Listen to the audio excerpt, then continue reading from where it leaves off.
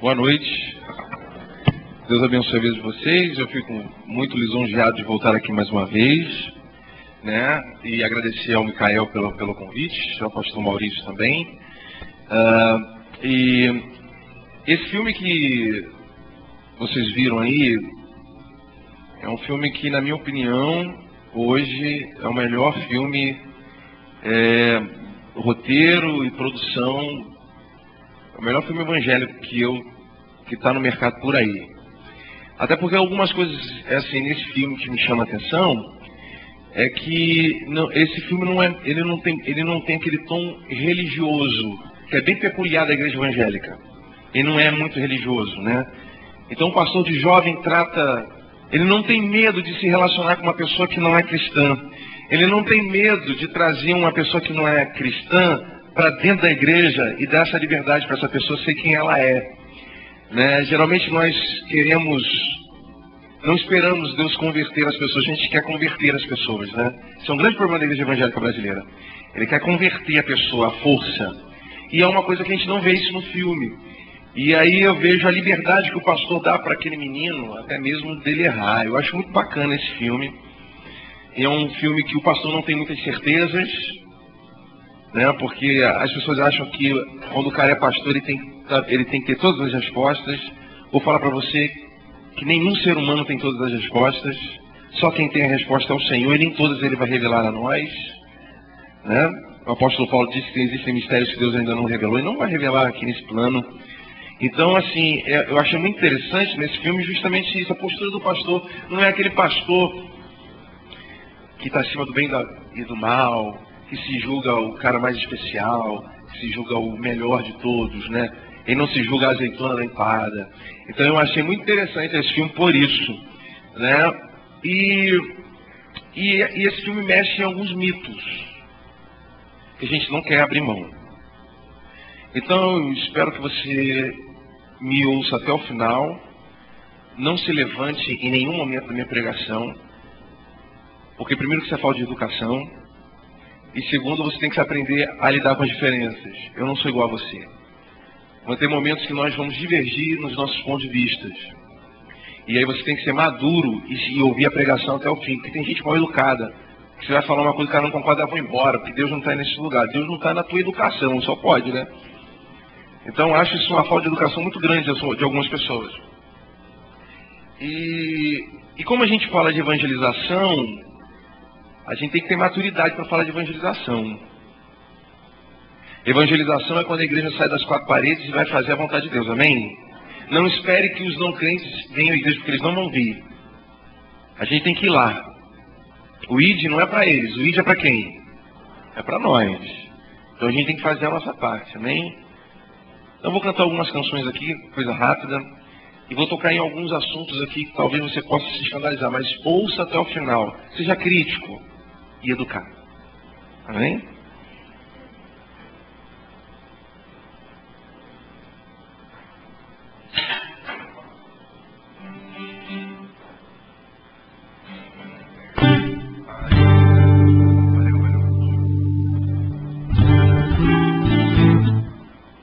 Vou cantar 3 musiquinhas aqui.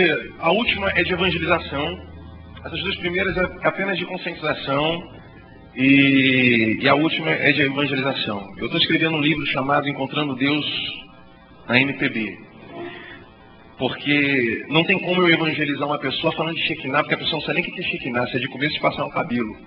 Eu nunca vi isso, a pessoa vai fazer evangelismo na praça e quer cantar música Shekinah, músicas que tem terminologias de evangeliquez. O cara não entende nada disso. A gente não faz música pro cara que não é crente. Aí eu vou para a praça pública cantar sobre a noiva e sobre o noivo. Os caras nem sabem o que é isso. Então está na hora da gente mudar. Então o que eu comecei a fazer? Percebi que existem músicas que são seculares e que têm fortíssimos índices do reino de Deus. E aí eu estou utilizando essas canções para falar o coração dessas pessoas. E isso tem dado certo. Eu estou terminando esse livro chamado Encontrando Deus na MPB. Vamos tacar muita pedra, não só na Geni, mas no Gustavo Legal também. Né? Mas é isso aí mesmo, a gente tem que... Eu não me importo muito com crente. A minha preocupação é com o não crente. Por isso eu gosto desse filme, é para salvar uma vida. Se for para cantar uma música secular, de sunga, de praia, lá na universidade, eu vou fazer por uma vida. Eu vou fazer. Eu não vou ficar dentro de quatro paredes e me achando o melhor do que os outros e não fazendo nada para Deus. Porque tem gente que critica os outros, mas não faz nada para Deus. Já reparou nisso? O cara não faz nada para Deus, mas critica quem faz. Não seja assim, isso é pecado. Olha para a pessoa que está do seu lado e diga para ela assim, não seja assim, é pecado. Amém.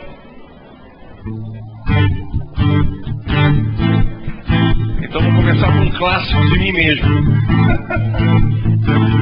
Essa canção você não vai ouvir na Rádio Melodia nem na Rádio El Shaddai, até porque essas canções, os donos da rádio não têm intenção nenhuma que essas canções toquem lá.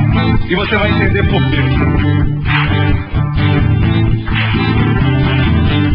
Quem sabe canta comigo, quem não sabe aprende. É assim, ó. Hoje quando eu acordei, o mundo está esquisito.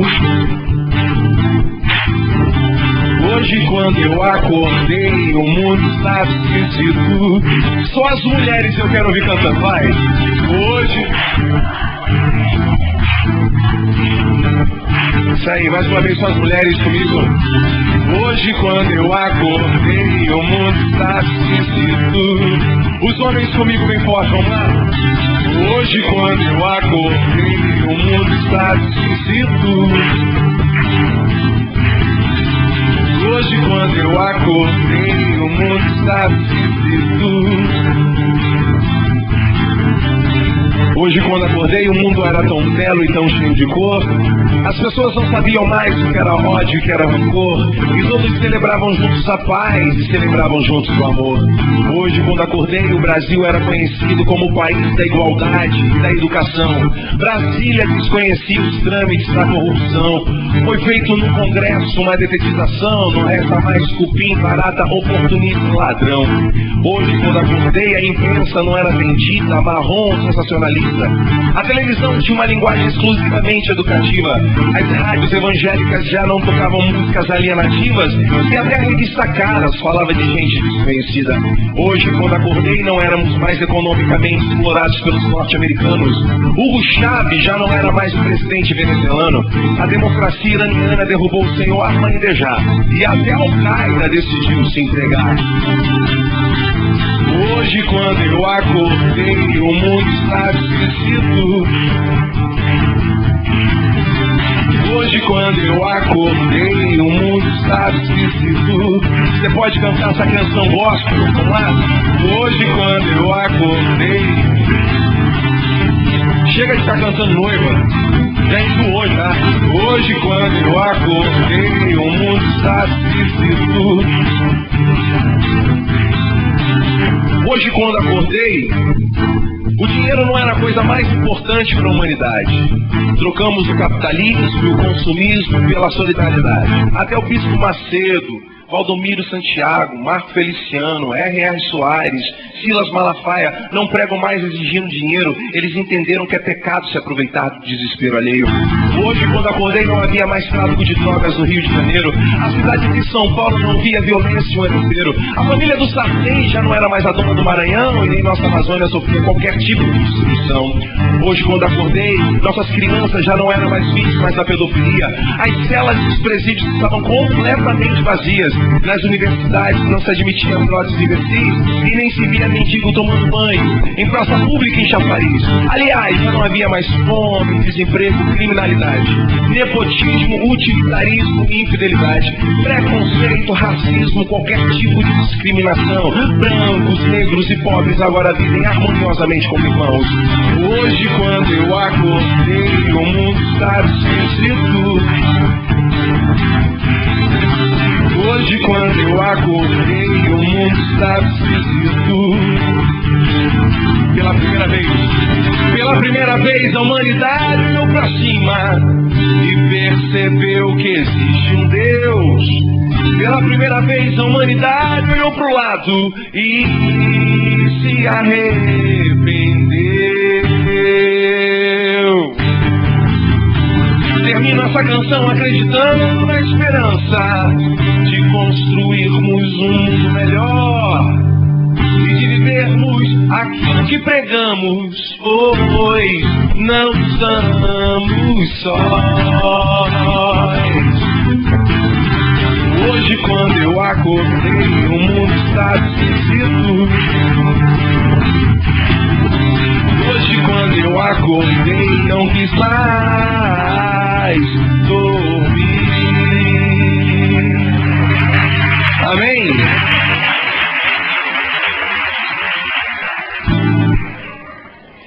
Eu sou assim polêmico mesmo, ok? Falo mesmo. Enquanto esses caras pararem de enriquecer com o evangelho, quem sabe ainda vai ter salvação para eles, né? É uma questão de conversão, né? Não dá mais, gente, não dá mais. Na boa, não dá mais para ver esses caras roubando os outros em nome da fé, não dá mais. Não dá mais para a gente ver esses caras fazendo o que está fazendo e a gente calado em cima do muro sem falar absolutamente nada e não denunciar o pecado. Não dá mais. Não dá mais para você dizer que esse problema não é seu sim. É nosso.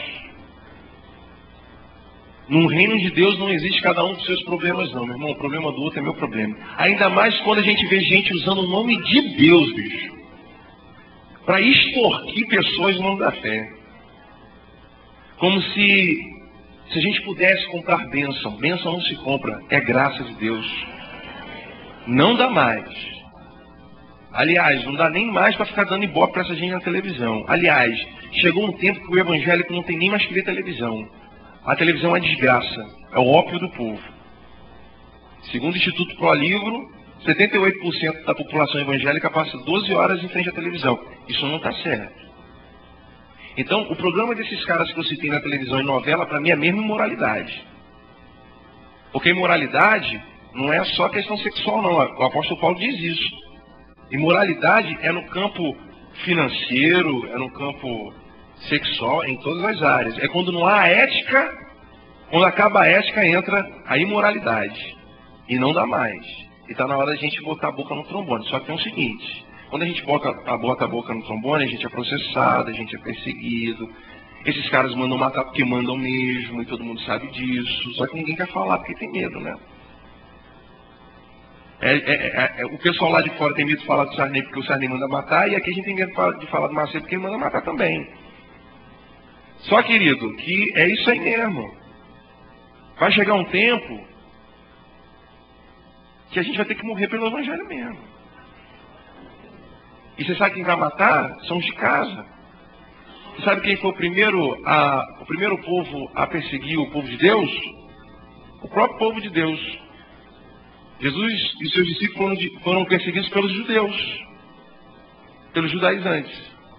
Então não pense você que quando você vai fazer a vontade de Deus que tudo vai dar certo. Que não, querido, se prepara porque o diabo vem com rojão aí.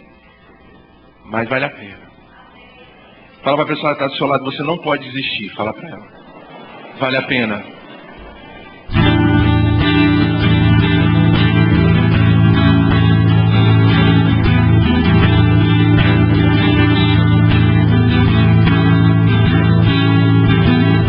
Estou cansado desse evangelho pobre fabricado para ganhar dinheiro, para vender milagres e aproveitando da fé do povo brasileiro.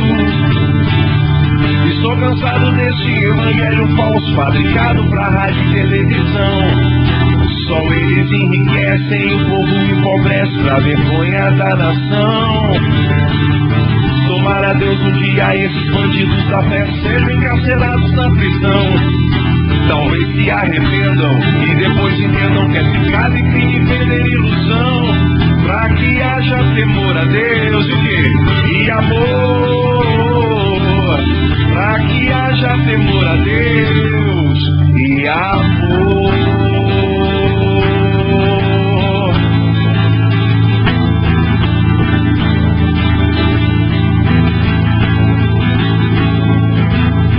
Estou cansado desse evangelho importado, fabricado norte-americano, de teologia enlatada, de 18 passos para viver aqui o sonho americano.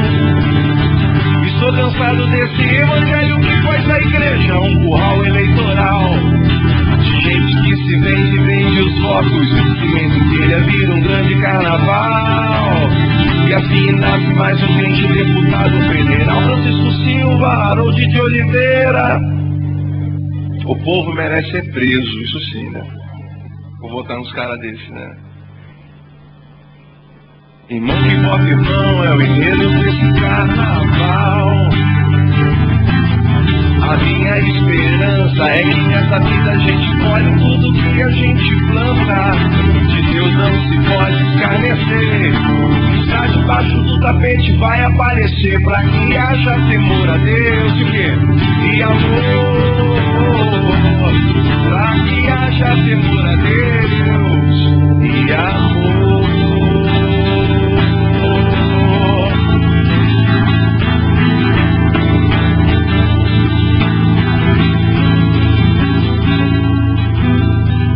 Eu acredito no Evangelho que me chama para viver a simplicidade de uma vida convertida e comprometida com Deus e a humanidade.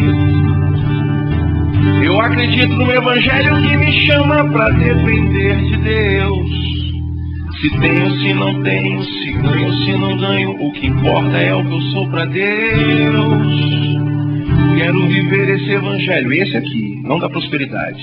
Custe o que custar. Quero viver essa verdade pra nunca mais voltar pra aquele outro evangelho que adoece e causa dor. Pra que haja temor a Deus e amor. Pra que haja temor a Deus e amor. Pra que haja temor a Deus.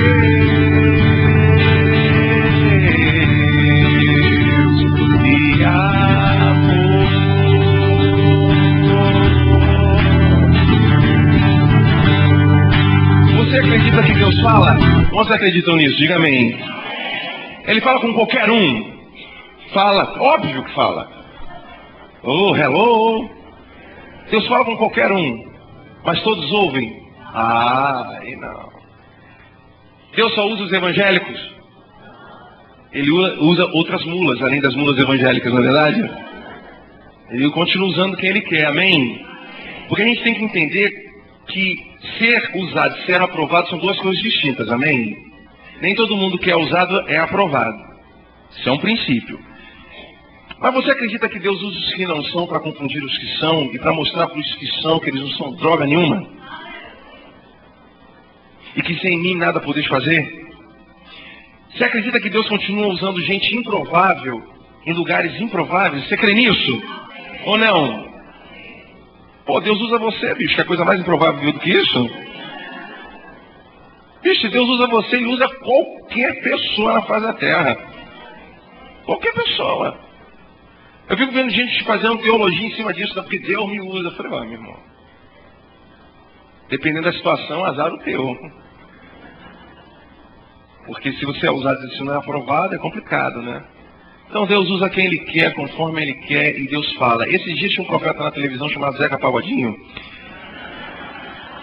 que ele falou uma coisa que muito evangélico tem deixado para trás. Ele falou o seguinte: eu tenho chegado à conclusão que quanto mais rico a gente fica, mais longe de Deus a gente vai ficar. Pô, eu ouvi isso do Zeca Pagodinho. É muito sinal de que Deus usa qualquer um mesmo. Porque eu vejo pastor na televisão que não diz isso. Que quanto mais você tem, mais você é abençoado. E o cara diz o seguinte: quanto mais dinheiro você tem, mais longe de Deus você vai ficando. O cara com um copo de Brahma na mão, falando, sendo voz e boca de Deus naquele momento. Só não ouve quem não quer. E a Bíblia diz o seguinte: quem tem ouvido, ouça. O que o Espírito diz a quem? A igreja. Cara, o Espírito Santo tem falado. As pedras estão clamando e a gente não está ouvindo. Deus usa qualquer um. Até você. Diga isso para a pessoa que está do seu lado. Deus usa até você.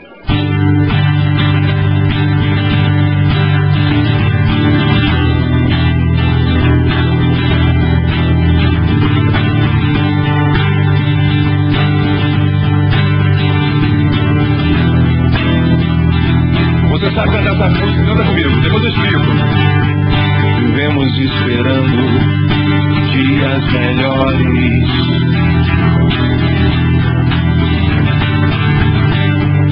Dias de paz, dias a mais, dias que não deixaremos para trás. Olha como é que Deus fala, cara, só não ouve e não quer.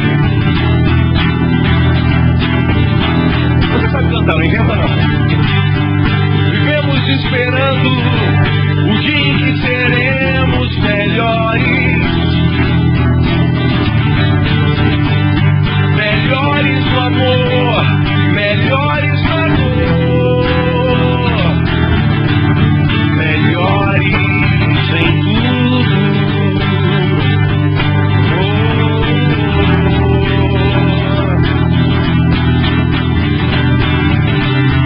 Vivemos esperando o dia em que seremos para sempre.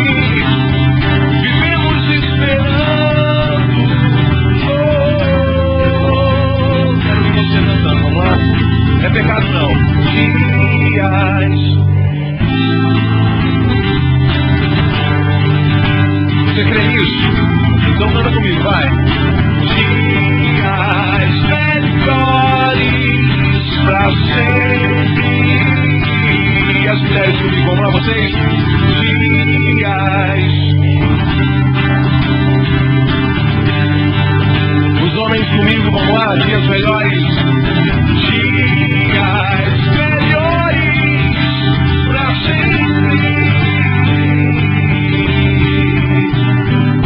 Cara, Deus fala demais, bicho. Você pega uns caras do mundão que provavelmente nem estão sabendo que estão sendo usados por Deus. Provavelmente eles não sabem. Porque se eles soubessem,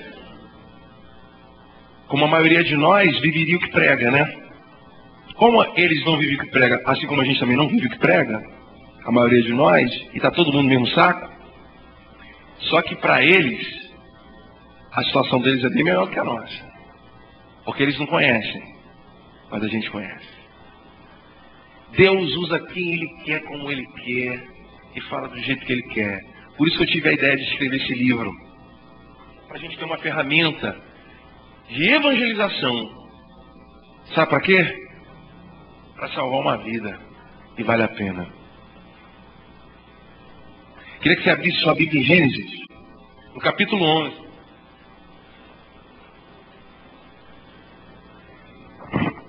Não existe negócio de música gospel, música secular, existe música. Música é música. Com letras boas e letras ruins.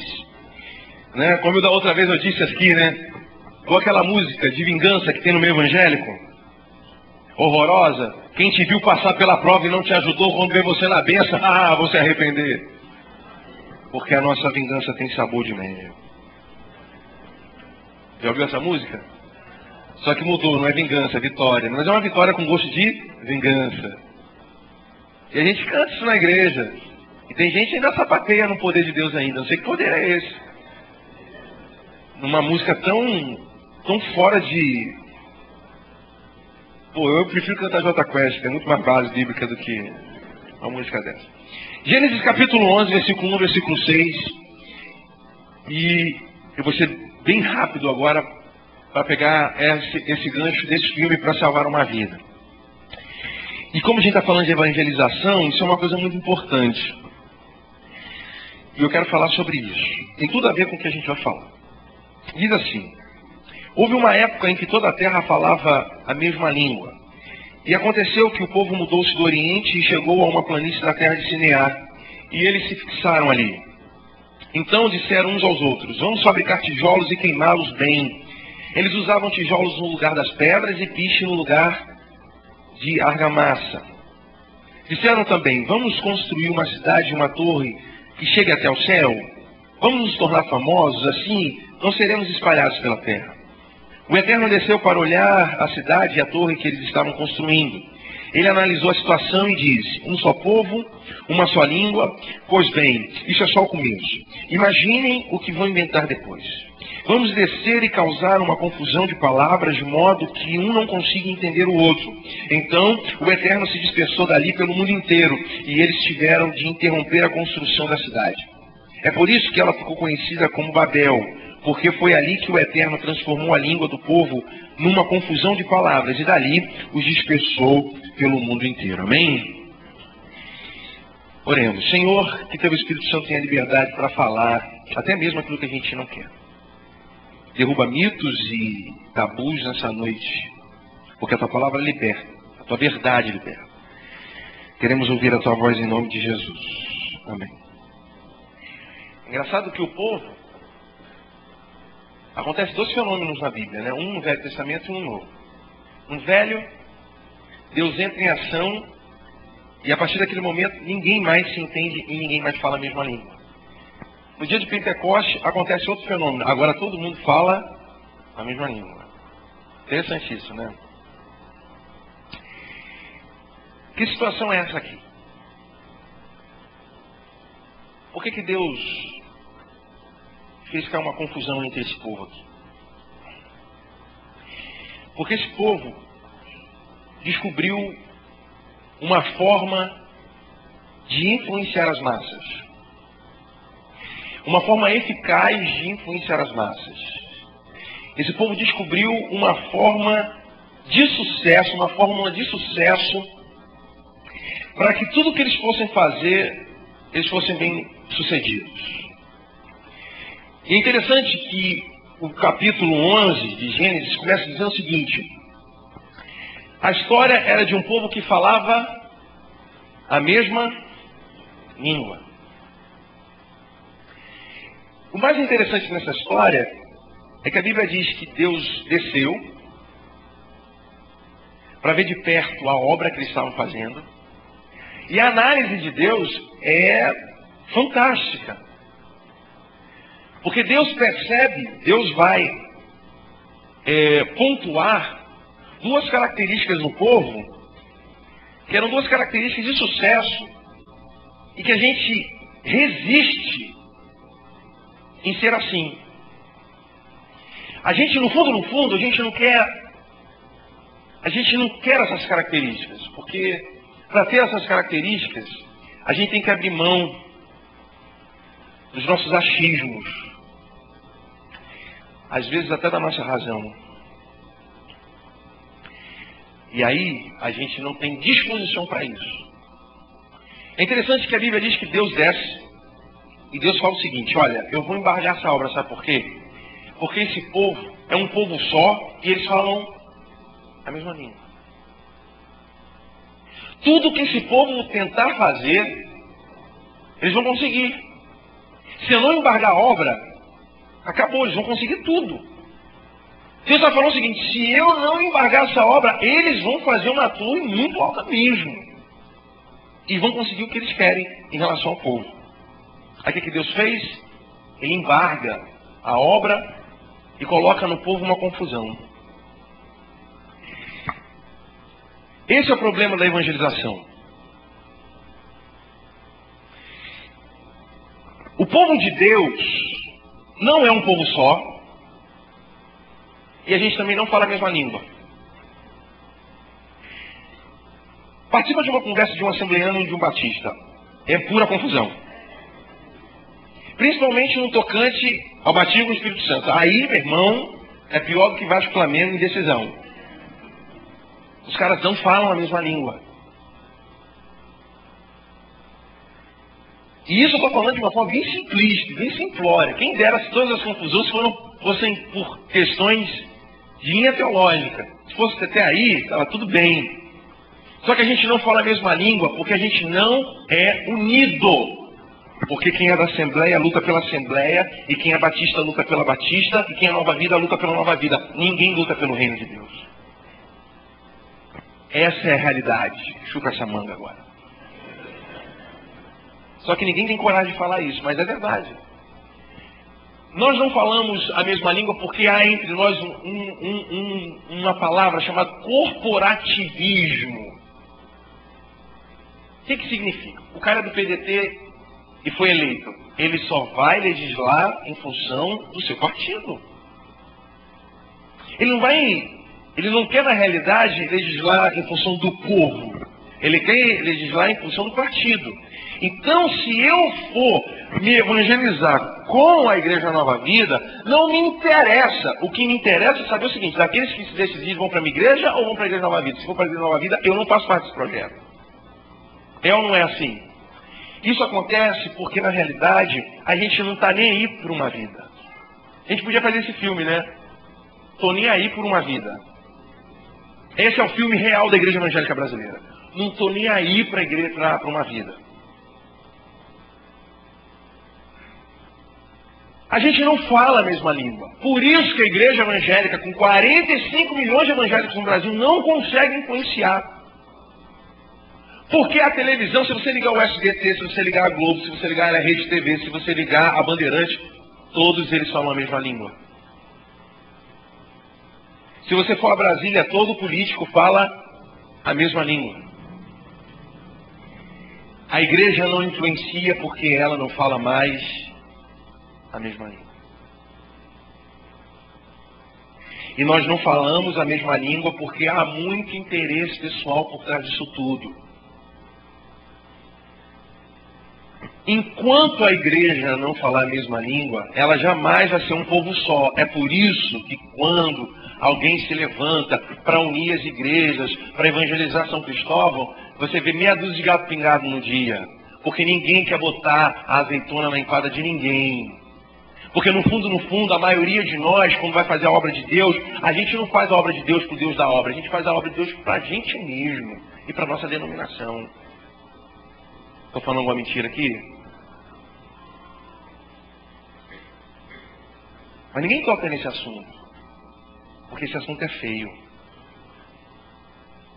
Ah, não vou tocar nesse assunto não, porque nada vai mudar mesmo. É interessante, irmãos, em questão de evangelização, como o povo evangélico é um povo ateu. Não existe um povo mais ateu do que o povo evangélico. Gente, vamos evangelizar, vamos mudar o mundo. Mudar o mundo, você é maluco, pai? O mundo não vai mudar não. Jesus está voltando, nada vai mudar. Você já ouviu alguém falar assim? Nada vai mudar, Jesus está voltando. Já ouviu um crente falar isso? Tem um monte de crente falar isso. É crente ateu.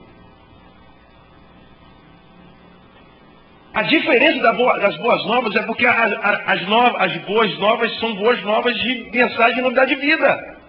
Jesus, quando veio pregar o Evangelho impactou a sociedade porque o Evangelho tinha esperança de transformação. Mas o crente não acredita mais que nada vai transformar. Aliás, nem ele se transforma, o mundo vai mudar.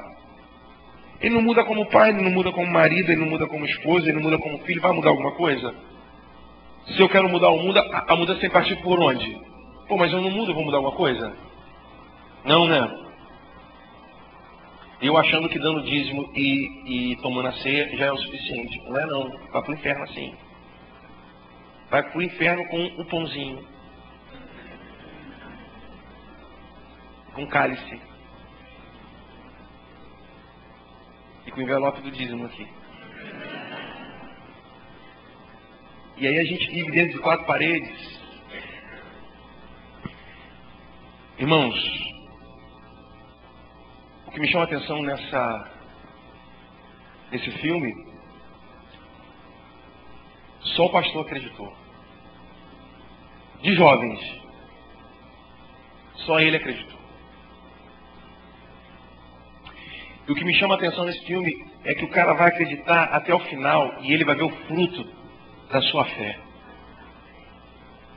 Porque ele entendeu que a coisa mais importante para Deus até os dias de hoje ainda é o ser humano e sempre será o ser humano. E que vale a pena fazer algo para o ser humano, porque o ser humano é a menina dos olhos de Deus. E ele acreditou. Martin Luther King, ele mudou uma realidade nos Estados Unidos, porque aquele pastor batista, negro, que foi várias vezes preso, caluniado, defamado, apedrejado, ele acreditou. Jesus, ele vai fazer a proposta para 12 homens que eram desacreditados na sociedade. E diz o seguinte: vamos mudar o mundo. E os caras toparam. Você chega para o cliente e fala assim: cara, vamos Vamos transformar o mundo. E o crente diz, cara, nada vai mudar. Deixa de ser bobo, cara. Ninguém conseguiu, você vai conseguir. Você acha que você vai conseguir? Você já ouviu alguém falar isso pra você? Irmão, desiste, cara. Até hoje, todos que tentaram não conseguiram. E essa palavra vai entrando no nosso coração e na nossa mente, e a gente vai acreditando nessa mentira. Nós precisamos ser um povo só. Porque Deus, quando Ele faz essa avaliação do povo na Torre de Babel ali, Ele diz o seguinte: eles falam a mesma língua, são um povo só, tudo o que eles tentarem fazer vai dar certo. Imaginem o que eles podem fazer. Irmãos, Deus está falando para mim e para você hoje, imaginem o que nós juntos podemos fazer. Na nossa igreja nós temos uma frase que diz assim: juntos somos melhores. Vou dizer uma coisa para você aqui, um segredo para você. Existem coisas que Deus só vai fazer quando nós estivermos juntos. Tem muita coisa que Deus quer fazer na nossa vida, mas Ele não faz porque a gente se recusa a estarmos juntos. A gente se recusa a estar junto, a gente se recusa a estar junto, a gente se recusa a estar junto o tempo todo. E vou dizer uma coisa para você, você sabe qual é a maior barreira de nós estarmos juntos? É a igreja. Tem gente que morre pela igreja, mas não morre pelo reino. Tem gente que morre pela denominação, mas não morre por um credo. Tem gente que morre por um cargo na igreja, mas ele é incapaz de morrer pelos próprios da família. Tem gente que é capaz de ficar o dia inteiro na igreja ouvindo os problemas dos outros, mas não tem coragem de ouvir o problema do seu filho e da sua esposa. Tem gente que dá a vida toda pela igreja, mas é incapaz de dar vida para sua família, porque na cabeça dele fazer a obra de Deus não tem nada a ver com família. Mas se engana porque a igreja começa dentro da nossa casa. O cara quer evangelizar sozinho. Ele não consegue evangelizar a família dele.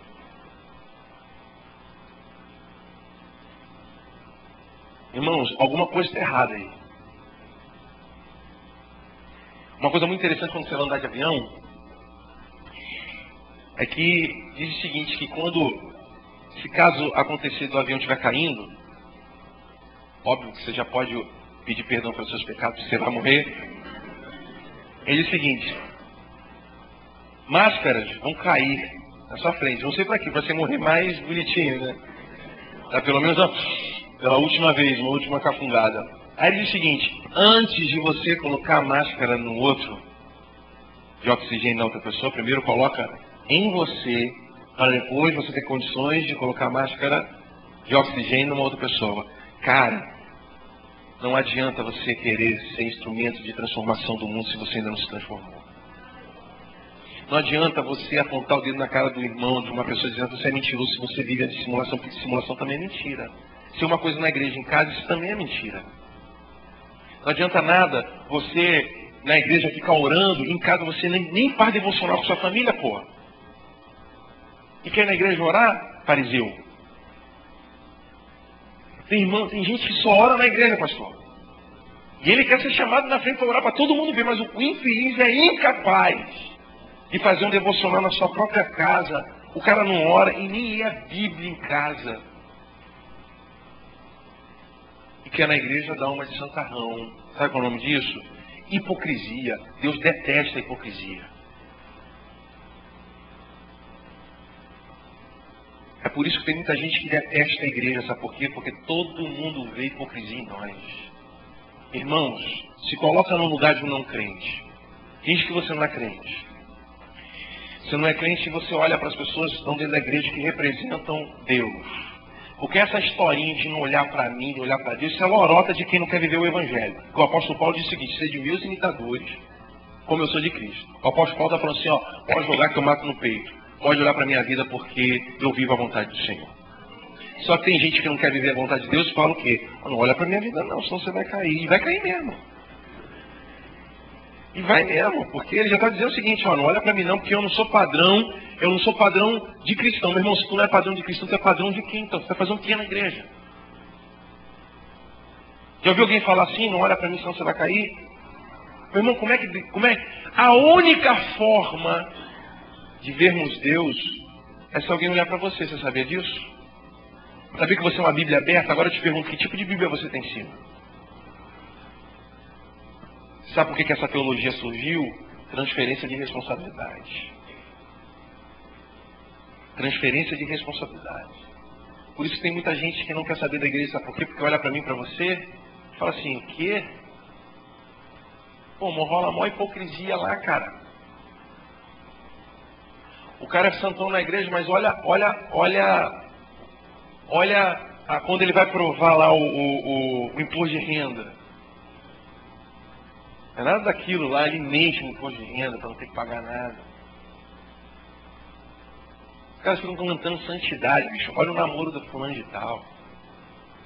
Quando Deus falou, quando Deus ele manda eu viver o que prega, ele está dizendo o seguinte, vive o que você prega, porque as pessoas vão olhar para você, e você, independente de falar ou cantar, elas vão sentir o desejo de servir a Deus, olhando para a sua vida. A vida fala muito mais alto do que a pregação, meu querido.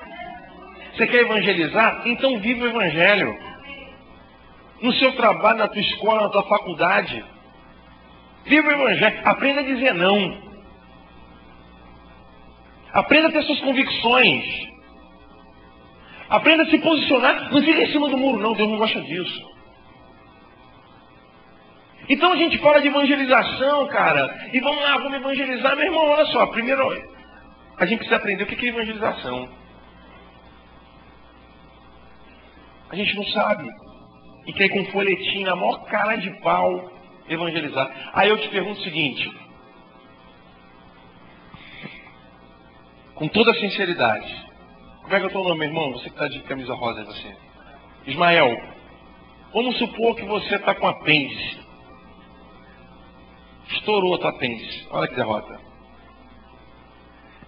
Você chega no hospital, tem um cara de jaleco dizendo o seguinte. Olha só.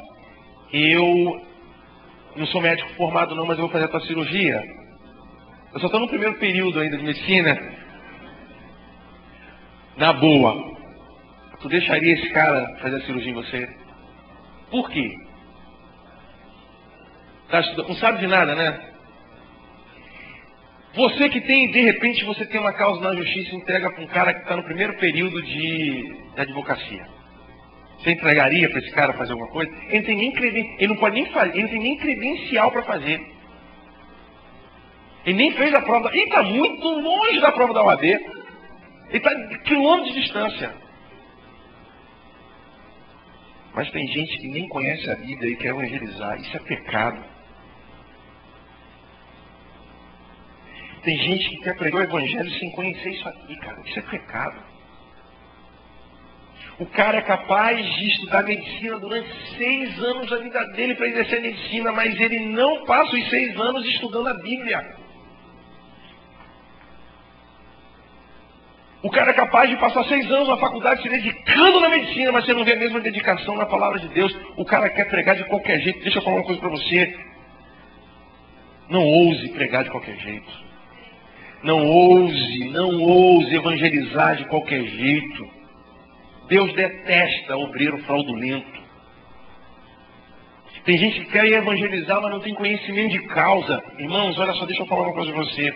Todos os grandes homens e mulheres que marcaram a história, eles marcaram e fizeram a diferença porque eles eram conhecedores da causa. E nenhuma pessoa que luta por uma causa enriquece com a sua causa. Bota uma coisa na tua cabeça. Então, evangelização parte de um princípio muito lógico. Que se eu quero salvar uma vida, eu preciso me salvar primeiro. Se eu quero influenciar alguém, eu preciso que o Espírito Santo me influencie primeiro. Se eu quero que alguém se transforme, eu preciso me transformar primeiro. Se eu quero que alguém se alimente da palavra de Deus, eu primeiro preciso me alimentar da palavra de Deus. Se eu quero exigir que alguém não minta mais, eu tenho que ser o primeiro a falar a verdade e pagar o preço por falar a verdade. Só, cara, que o cara quer que todo mundo se converta, mas ele mesmo não se dá esse trabalho. Só que tem um problema nisso tudo.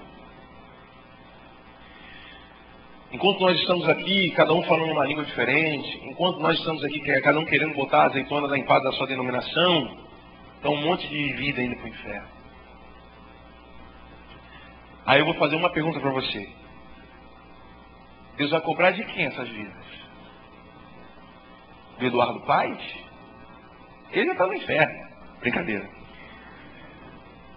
Do governador do estado, do Sérgio Cabral? Esse não está no inferno, não. É o próprio diabo. Brincadeira.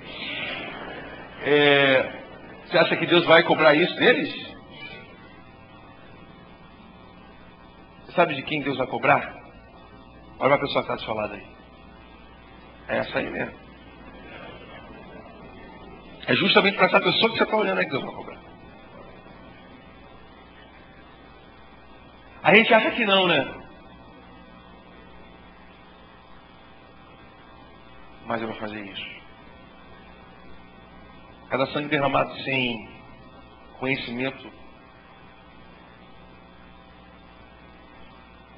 Só que a gente detesta pensar assim, sabe por quê? Porque a culpa nunca é nossa.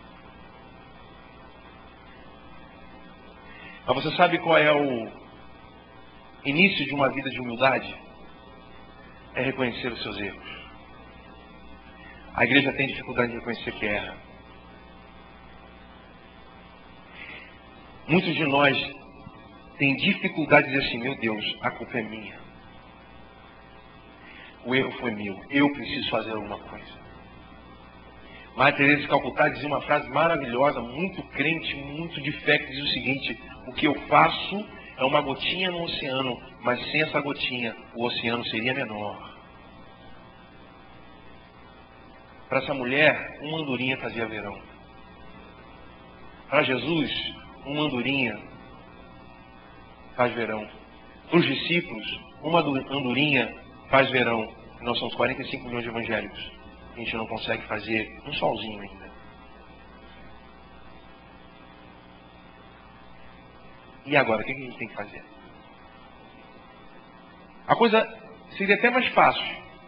Pastor Maurício, compra pra gente lá uns folhetinhos, a gente vai sair aqui pelo São Cristóvão, por esse bairro maravilhoso que me inspira toda vez que eu venho aqui, porque eu sou vascaíno, né? Eu venho pra cá e eu fiz Jesus, que lugar maravilhoso. E aí, seria fácil agora a gente, a partir de amanhã de manhã, vamos evangelizar, uhul, Bangu, vamos evangelizar, legal. Mas antes de evangelizar, a gente tem que arrumar a casa.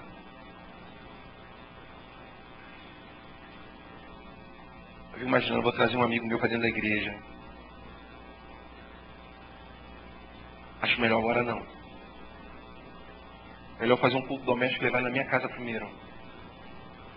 Porque se ele conhecer determinados crentes da minha igreja, ele não vai querer saber de igreja nunca mais, como muita gente não quer saber mais de igreja. Não quer saber, não é que não quer saber de Deus. Não quer saber da igreja. Só que como nós temos o ranço romano, a gente ainda é romanista, a gente acha que igreja e Deus é uma coisa só. Não é. Não significa que a pessoa não esteja na igreja, que a pessoa não esteja em Deus. Porque tem muita gente ferida, não é com Deus, é com a igreja. E uma vez eu ouvi uma frase dizendo o seguinte: a igreja é o único exército que deixa seus filhos para trás. E é verdade. Quando eu prego para a juventude, eu falo o seguinte para eles assim, ó, deixa eu falar uma coisa, quando você estiver namorando, se estiverem lá naquele beijo, naquele agarro que é gostoso, dessa que eu agarro minha mulher até hoje, há 15 anos eu agarro minha mulher, por isso eu estou no 3º filho já. Eu tenho que parar com esse negócio de agarrar. Isso está me trazendo prejuízo já. Mas tem um Bolsa Família para dar um jeito, né? E aí, naquele momento que você está namorando ali, é legal, é gostoso, é bacana. O que você sente é de Deus, porque é algo que Deus colocou em você. Estranho seria você estar namorando com a namorada, agarrando ela e falar assim, pô, não sinto nada. Opa, essa qualquer fanta, hein? Aí teríamos que conversar. Aí pastor Maurício teria que mandar você lá pro gabinete, galera. no gabinete. Um porrete desse tamanho tirando lá. Até aí não tem problema. Só que tem um momento do namoro que o negócio pega fogo. Todo mundo que já namorou aqui. Aliás, você que já tá coroa aí, você ainda pode namorar, tá? Amém? De vez em quando você dá umas agarras na sua mulher em casa, é legal, hein? Né? Dá umas apertadas, que é bom. Apertar é bom, é gostoso. É porque tem gente que casa não quer mais saber de namorar, né? É uma pena, infelizmente. Eu falei que eu vou beijar minha mulher até os 90 anos, trocando dentadura, barba caindo, imagina. Que coisa horrorosa, gente. Mas vamos lá, né? Só que tem um momento do namoro que a gente tem que dizer o quê? Não. De passar aquilo é de procedência maligna. Determinado momento que você passar vai ser um problema muito sério. Eu costumo dizer uma coisa para os meus jovens, o seguinte: se você transar,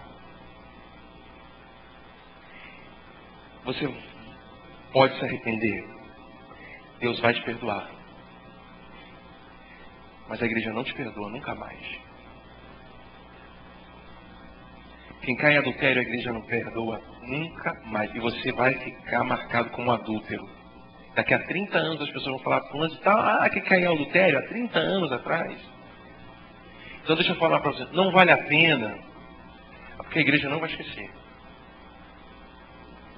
E quando a galera da igreja olhar para você, não vai precisar falar nada, porque o olhar já é de condenação. Não vale a pena. Tá ali na hora do namoro, lembra da igreja. Você vai murchar na hora. Não vale a pena. E murcha. Há 15 anos eu trabalho com jovens. Eu sou muito crítico ao que a igreja se tornou, não no que ela é, na sua essência. Pelo contrário, trabalho a juventude porque os mais velhos já não mudam. Um ou outro mais velho sempre muda, mas a maioria das pessoas que já passaram de 60, 50 não mudam mais. Mas os jovens ainda podem mudar. E eu creio que nós podemos ser uma igreja melhor. Por isso eu trabalho com jovens há 15 anos. E vou continuar trabalhando com jovens há muito tempo, porque é uma forma de você trabalhar preventivamente a igreja. E eu acredito que a juventude pode ser uma igreja melhor, uma igreja com mais misericórdia, com mais graça, que vive mais do que prega, que não julga as pessoas pela aparência, que sabe lidar com as diferenças, entendendo que vale a pena salvar uma vida. É óbvio que tem uns coroas aí, jurássicos, que os caras são muito modernos. Na nossa igreja tem o pastor Joel.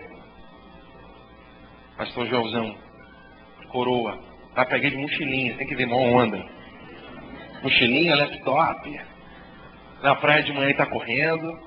Verdadeiro trem-bala da colina sem freio. É ele, o pastor Joel. O pastor Joel é muito doido. Eu tenho que falar, às vezes eu falo assim, pastor, calma. Calma, senão o senhor vai infartar. O senhor já não tem nada, calma. Mas o cara é muito pra frente. Porque na realidade a velhice não está no físico, está aqui, ó. Eu conheço jovens também de 14, 15 anos que são velhos. Teve uma irmã ali que catucou o filho assim.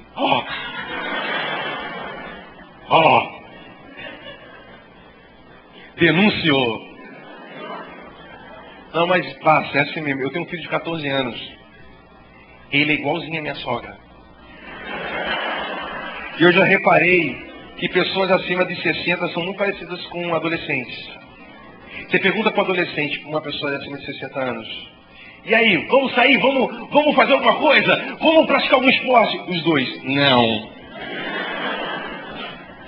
Os dois estão sempre de mau humor. Os dois estão sempre vendo na televisão esses programas sensacionalistas de... Que agora em São Paulo tem um tiroteio ao vivo. Tá lá, minha sogra viu o filho lá olhando. E minha sogra está naquela fase e fala assim, Gustavo, está chovendo, não sai não que está tendo um ciclone hoje no Rio de Janeiro. Você conhece alguém assim? Você pergunta para o adolescente, olha, você tem que fazer isso, sabe o que o adolescente vai falar para você? Eu já sei de tudo. Pergunta para uma pessoa que tem 60 anos, ela vai dizer assim, eu tenho 60 anos, eu já sei de tudo. É igualzinho, cara, é muita semelhança.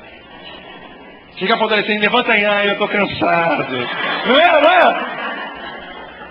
Tem uma pessoa que diz acima de 60 anos, eu estou cansado. É a mesma coisa. A diferença é que um usa corega e o outro ainda não. Ainda não. Mas vai usar se não cuidar dos dentes. Porque nenhum dos dois gosta de escovar o dente. Nem minha sogra, nem meu filho. Tem que ficar usando assim, vocês vão escovar o dente? Não, os dois, tá bom. E vai para, né? Misericórdia, as semelhanças são demais. E detalhe, não gostam de tomar banho.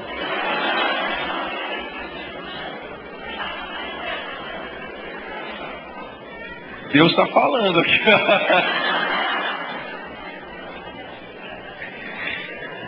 Oh Deus, tem misericórdia. Irmãos, é isso. Existem vidas que precisam ser salvas. Vidas que estão até mesmo dentro da nossa casa. E a gente precisa trabalhar para salvar essas pessoas. Sabe por quê? Assim como o céu é eterno, o inferno também é eterno.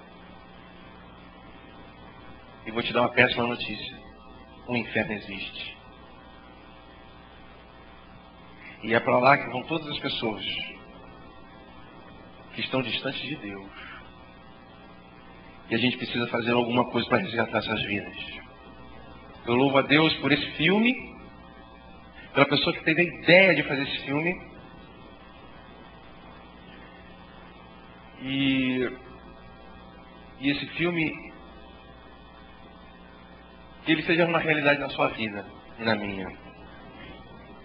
Que não seja apenas um filme que você viu, mas que você coloque em prática tudo que você viu aqui. Porque vale a pena acreditar nas pessoas. Porque Deus acredita em você.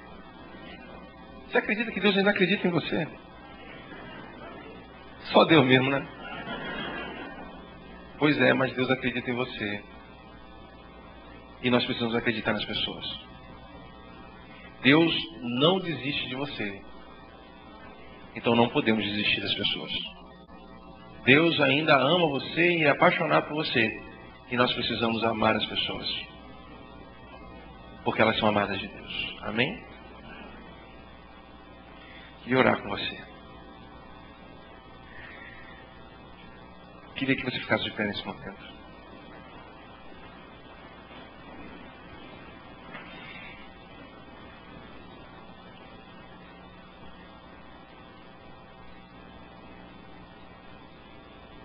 Se você tem um chamado, se Deus tem te chamado para... Não é nem uma questão de ter o chamado, porque o chamado de evangelizar foi para todo mundo.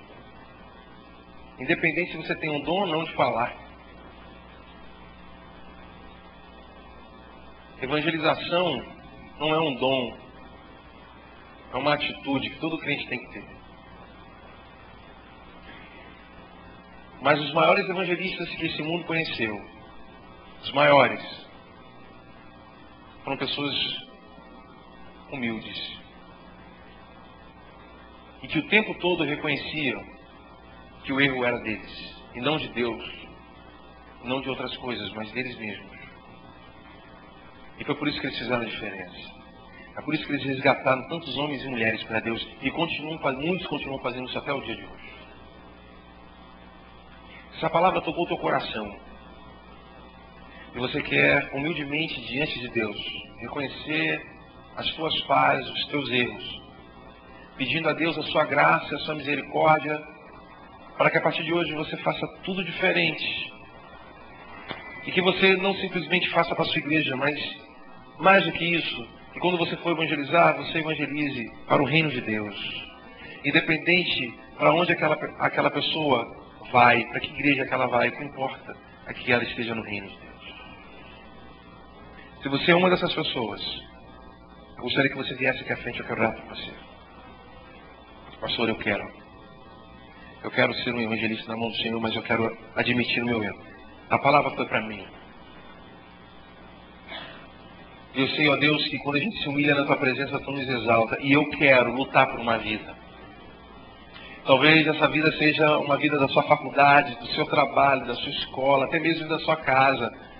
E Deus quer usar você como instrumento de salvação. Olha que bênção. Jesus é muita moral, ser instrumento de salvação, que bênção. Deus me usar como instrumento de salvação para ganhar o meu amigo, para ganhar aquela pessoa, sabe? Aquela pessoa da minha casa, meu parente, aquele meu amigo de escola, de trabalho. Meu Deus, Deus me usar como instrumento para resgatar essas vidas. Que honra, que privilégio, que bênção fazer parte desse projeto. Mas se você quer ser bem-sucedido na sua evangelização, a primeira coisa que você tem que fazer é pedir perdão ao Senhor. Falar, Senhor, me perdoa. Perdoa as minhas falhas. Perdoa, Senhor, a minha omissão. Perdoa, Senhor, que muitas vezes eu julgo as pessoas pela aparência. Me perdoa, Senhor, que muitas vezes eu não abro mão da minha razão para fazer a tua vontade. Senhor, muitas vezes eu nem acredito que as pessoas possam mudar. Por isso que eu não prego e não falo mais do teu evangelho, nem vivo.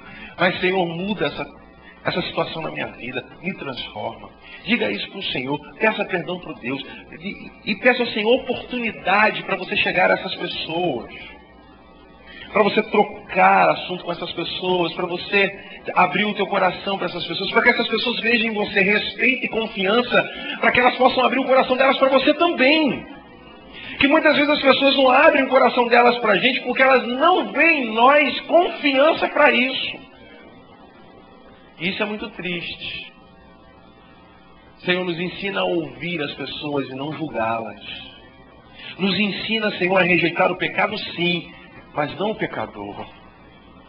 Nos ensina, Senhor, a fazer o nosso esforço, um esforço até mesmo sobrenatural, para ganhar uma alma, para ganhar um ser humano para Ti, Senhor. Porque Teu Filho morreu por cada um deles. Por isso, Senhor, prepara o nosso coração, a nossa mente. Nos dê amor pelas almas. Que o nosso coração possa arder pelos perdidos.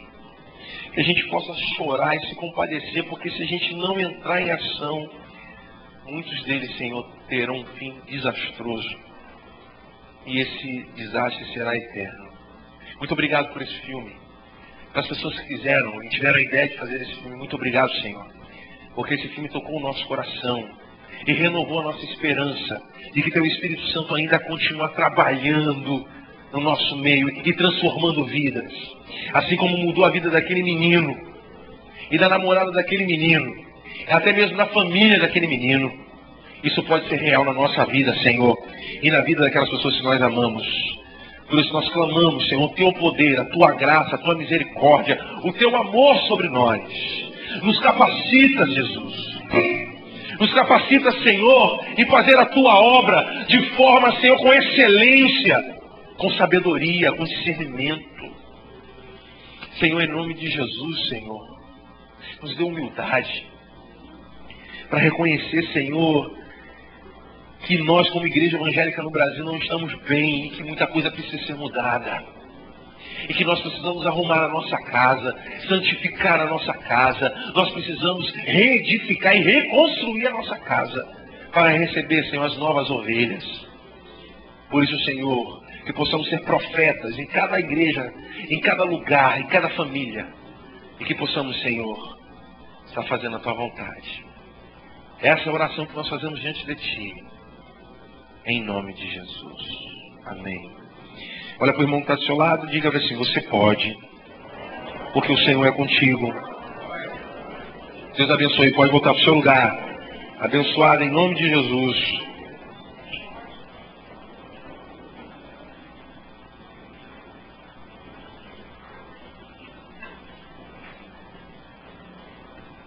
Pode sentar, irmãos. Bom, mais uma vez eu quero agradecer ao pastor Maurício. Obrigado, pastor. Ao Micael também. Quando eu venho aqui eu me sinto extremamente à vontade, né, em casa.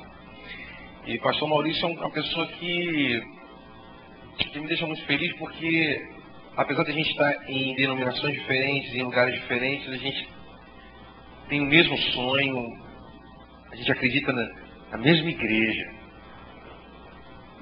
Tem um amigo meu que diz que igreja é aquela mulher que te trai o tempo todo, e você gosta dela ainda mesmo assim. Ela te trai e diz pra você assim, eu não traí não. Aí você, ah, tá bom, eu acredito. E você não desiste dela. Eu não desisto dessa igreja. Porque a igreja ainda é a esperança desse mundo. A igreja foi fundamentada no coração do Senhor. É um projeto do Senhor. Por isso que o diabo ele faz de tudo para acabar com a imagem da igreja, com a credibilidade da igreja, porque ele sabe, no dia que a igreja for uma igreja só, uma mesma língua, ele está perdido. Então creia nisso. Amém? Queria pedir um favor você que gosta de entrar na internet, entra no meu blog, gustavolegal.com.br. Inclusive, vindo para cá, a última coisa que eu postei foi justamente falando sobre saber lidar com as diferenças. Um garoto me mandou um e-mail dizendo o seguinte, pastor, um amigo meu me confidenciou que é gay, e agora, o que eu faço? Eu falei para ele, ame o cara. Tem a coisa mais transformadora e impactante do que o amor? Eu falei para ele assim, ame respeitando, ame em fidelidade, não sai contando para todo mundo que ele te confidenciou. E demonstre confiança nessa pessoa. Ame essa pessoa. E amar não significa você concordar com aquilo que ele está fazendo. Você não precisa aceitar o que ele faz, mas aceite aquela pessoa como ser humano. Então eu gostaria que você entrasse no meu blog. Só que tem um fenômeno acontecendo no meu blog. Muita gente entra no meu blog, mas não me segue. Eu estou ficando frustrado com esse negócio. Então entra lá, siga. Volta lá para você saber das novidades. A partir do mês que vem a gente vai estar fazendo algumas promoções no blog, bem bacana. E no blog tem meu Facebook, meu Twitter. E a partir do mês que vem eu vou estar uma vez por semana ao vivo no TwitchCam, conversando com a galera. E vai ser muito bacana ter você nesse projeto. Amém? Que Deus abençoe vocês. Orem pela minha vida, pela vida de Patrícia, que está grávida com 4 meses. Está vindo outra menina por aí, estou ferrado. Estava até comentando isso na igreja ontem com meu amigo. Você tem uma filha. Ela para de mamar cedo, aí você compra a NAN. A NAN é quase R$50 a lata. Aí você investe naquela criatura. Toda a fase infantil dela. NAN, caro pra caramba, muita fralda, porque neném caga pra caramba. Meu Deus do céu, é uma coisa assim, sabe? É um som da caganeira. Nunca vi nada igual. E você gasta muito dinheiro com fralda. Quem teve filho aqui sabe disso. É ou não é?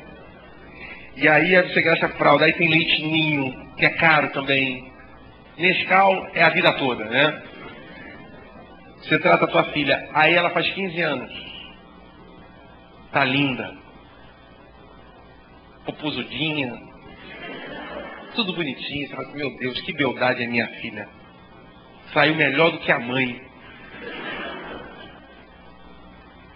De repente você está em casa, curtindo a sua família. Toca a campainha. Aparece um cara com cabelo igual do Neymar, aquele cara feio pra caraca.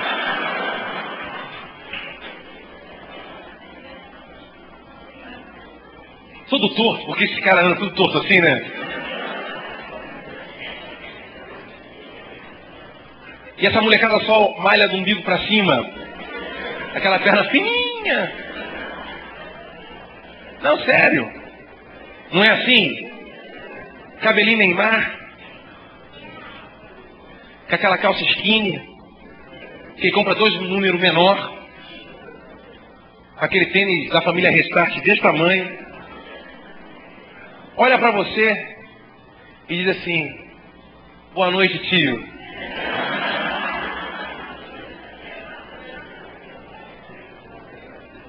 Qual é a resposta? Tia é sua avó, meu irmão.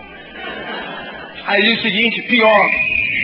Ele tá lá, você não conhece o cara, o camarada tá lá com o cabelinho Neymar dele, chama você de tio e diz o seguinte, vim buscar minha potranca. Irmãos, é por isso que lá em casa minhas filhas vão ser missionárias no Tibete. No convento gospel que está sendo feito lá agora. Glória a Deus por isso. Então você olha por ela, pela Rafaela. Minha filha tem 9 anos, mas pensa que tem 16. Não sei se eu contei isso aqui. Acho que eu contei isso aqui da outra vez. Que eu fui ninar ela, contei isso? Contei? Que eu fui ninar? Lembra disso? Eu fui ninar minha filha. Olhem por mim, irmão. Fui ninar minha filha e aí comecei a cantar aquela música pra ela. Nana, nenê, que a cuca vem pegar. Quando eu era pequeno, meu pai cantava essa música pra mim. Saía do quarto e apagava as luzes. Eu tenho trauma até hoje desse negócio. Quer dizer, meu pai ia pra roça, mamãe ia capezar e eu sozinho lá com a cuca, né? Aí eu falei, nunca vou cantar essa desgraça. Mas como o profeta Belchior dizia, ainda somos os mesmos e vivemos como os nossos pais, e vi cantando essa música pra minha filha. Eu cantei pra ela, Nana, neném, que a cuca vem pegar. Ela olhou pra mim e falou assim, não, deixa eu cantar. A música é ultrapassada. Porque filho nosso pensa que a gente não tem Facebook e a gente é ultrapassada, né? Mas é verdade. Então, ela começou a cantar uma música pra mim, pra ninar. Sabe qual foi a música que ela cantou pra mim, irmãos? Sou cachorra, sou gatinho, não adianta se esquivar. Falei pra ela, Rafaela, senta aí, vamos discutir a nossa relação, senta aí. Pô, cara, calma aí. Papai te trata com o maior carinho. Você é cachorra? Ela falou, não, eu sou gatinha. Cachorra é minha mãe. Irmão, depois dessa, orem por mim. Que Deus abençoe a minha vida.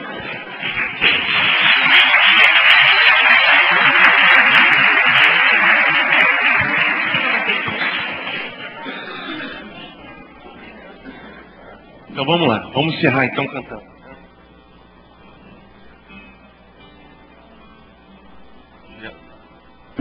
Tá aqui. Já vou estar com você.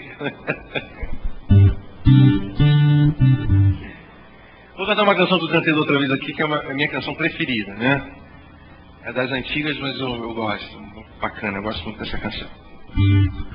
Mais ou menos assim. O amigo que eu encontrei me surpreendeu. Quando todos me deixaram, ele me acolheu e sarou minhas feridas, das algemas me livrou. E falei do meu dilema e ele me escutou. E falei do meu passado e me perdoou. Isso teve um alto preço que ele já pagou. Me mostrou as mãos feridas por amor de muitas vidas. E uma dessas muitas vidas era eu.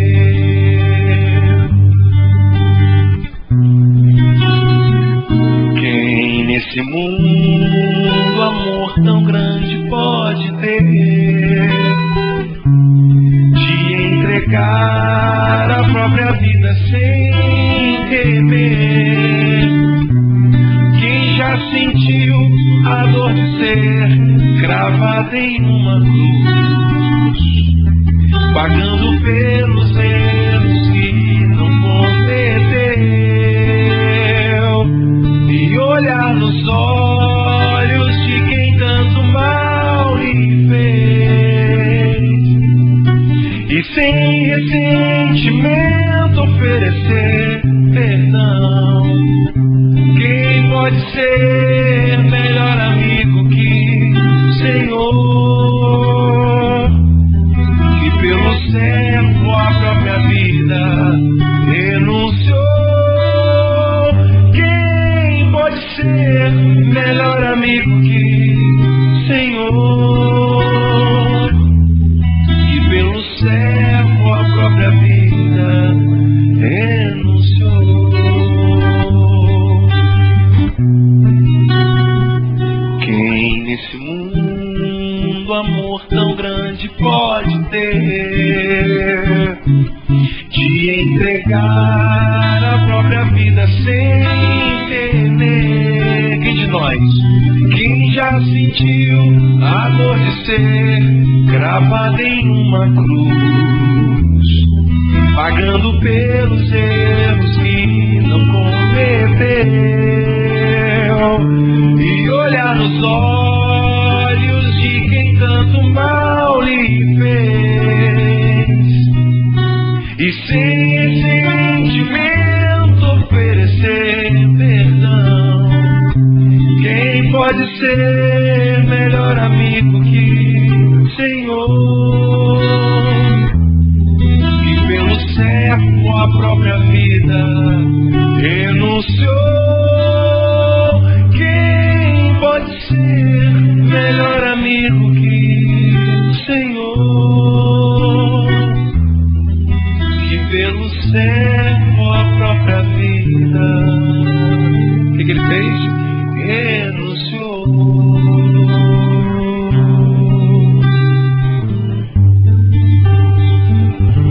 Que Deus abençoe.